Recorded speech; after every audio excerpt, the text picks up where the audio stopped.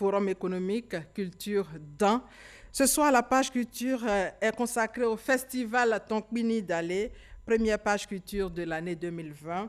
Et comme nous l'avions annoncé, notre invité ce soir est Jacob Bleu, artiste visuel et directeur artistique du festival.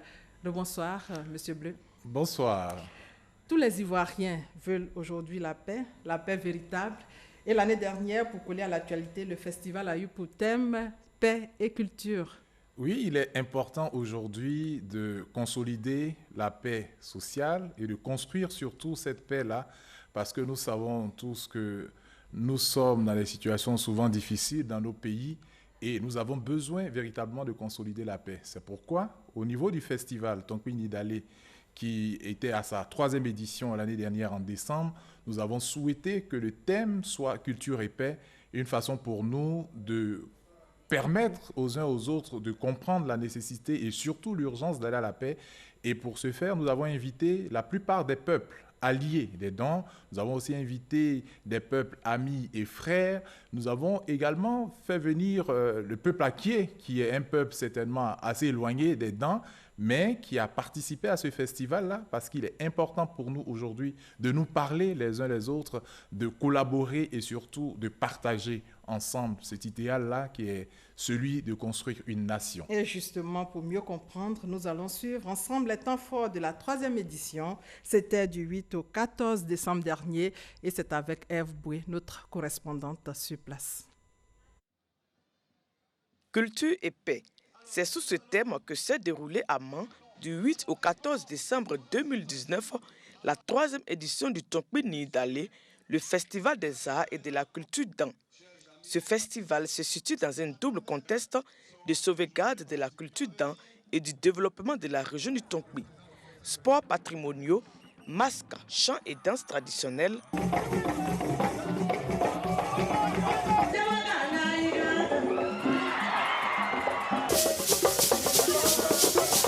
Forum économique, exposition écologue, défilé de mode, concours culinaire, concours de la plus belle femme dans, entre autres, sont des activités qui auront égayé les nombreux festivaliers pendant 7 jours.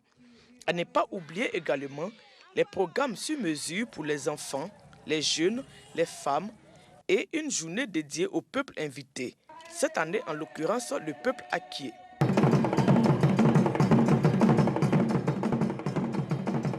Puis arriva le jour ultime où le Nidaïkbi ou encore l'apothéose. Le public a eu droit à une fresque artistique sur les faits coutumiers dans en rapport avec la paix. Les lampions se sont donc éteints sur l'édition 3 du Tonkbini Dallé avec de belles perspectives pour l'édition de 2020. Selon ses initiateurs, il se tiendra sur un nouveau site plus approprié avec des innovations majeures comme un tour cycliste des montagnes. Quel bilan après cette 3e édition? Le bilan est positif parce que cette année, nous avons pu mobiliser quand même plus de 300 000 visiteurs et festivaliers qui sont venus à ce festival. Et comme vous le savez, avoir 300 000 personnes dans une région comme celle du Tonkbi, cela sous-entend que le commerce, effectivement, va pouvoir faire un bond quantitatif et qualitatif au niveau des commerçants. Les gens ont pu visiter tout ce que nous avons comme site touristique dans notre région. Nous savons que nous avons les cascades, nous avons les ponts des Lianes, nous avons un très beau patrimoine avec nos masques et danses. Et tout ceci a eu des retombées assez intéressantes pour nos acteurs sur place. Au-delà de ça, comme je l'avais indiqué au départ, le facteur social est très important parce que lorsque les gens se retrouvent autour de la culture, on ne parle ni de gauche, ni de droite, ni de centre. On fédère nos esprits, on fédère nos ambitions autour des arts et de la culture. Et donc, c'est un facteur très important de cohésion sociale.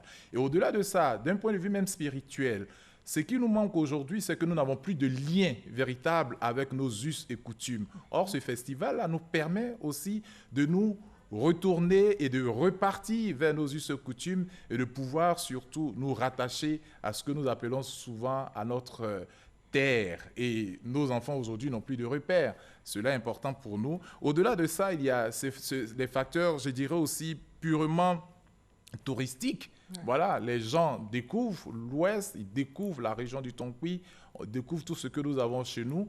Et puis, économiquement, tous les hôtels sont bondés à cette période-là, parce que 300 000 personnes, ce sont des gens qui mangent, ce sont des gens qui dépensent dans la région, les vols étaient pleins, les transporteurs ont pu avoir de l'argent, les artisans ont pu vendre énormément. Donc, il y a beaucoup d'éléments très importants qui sont favorables. Vous avez parlé beaucoup de retombées. Oui. On a une préoccupation. Oui. Vous investissez combien dans l'organisation pour quelles retombées? Je veux juste un exemple de retombées. Ben, les retombées, comme je vous l'ai indiqué tout à l'heure, lorsque nous faisons le festival, il y a un forum économique auquel nous invitons des investisseurs, nous invitons des opérateurs économiques qui viennent découvrir la région, parce que c'est une des régions quand même les plus belles d'Afrique, hein, avec un sol et un sous-sol assez riches, avec l'agriculture qui est suffisamment très développée aussi. Donc tout cela, lorsqu'ils viennent, cela leur donne des idées de pouvoir investir dans la région, de pouvoir construire et bâtir et surtout nous aider à développer notre région.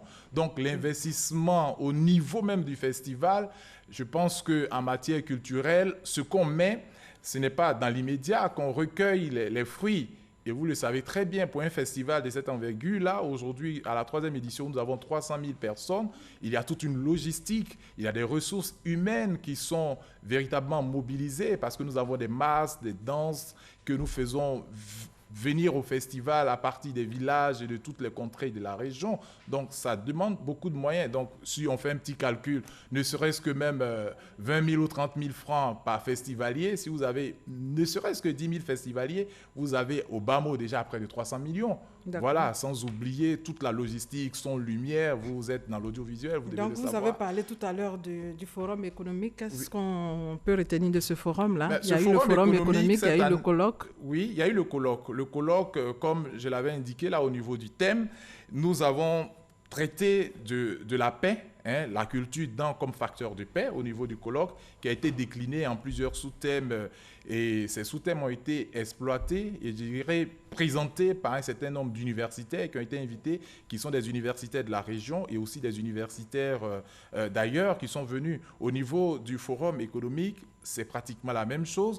La paix peut être développée à partir d'une certaine valorisation de l'employabilité au niveau de la jeunesse. Parce qu'il faut soutenir, il faut créer des emplois, il faut mobiliser l'entrepreneuriat au niveau de notre région. Et le Forum économique a traité de ces thèmes-là et voir comment aider notre jeunesse, comment aider nos populations à pouvoir avoir quelque chose à faire, à travailler et à développer, je dirais, des activités génératrices de revenus. Dans votre programme, il y a eu aussi le Nidaïkbi, c'est-à-dire le grand jour. Oui, le Nidaïkbi, qui est le très grand jour, qui est un peu ce que nous appelons l'apothéose.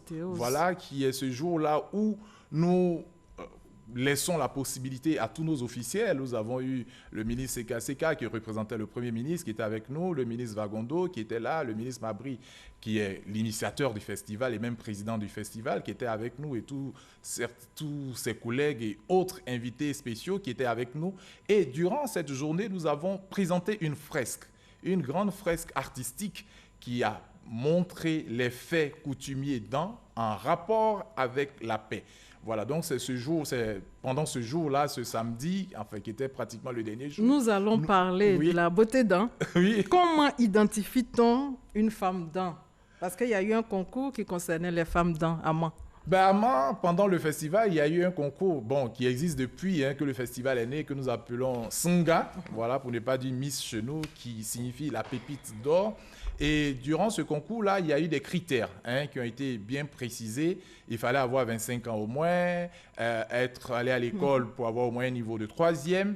Mais surtout au niveau du physique, il faudrait que la femme d'An soit naturellement belle, c'est-à-dire pas de produits sur le corps, pas de dépigmentation, avoir les jambes bien remplies, avoir une brèche, avoir le cou strié. Voilà, donc il y a un certain nombre de critères quand même qui ont prévalu à la désignation de nos charmantes femmes Sunga de cette année.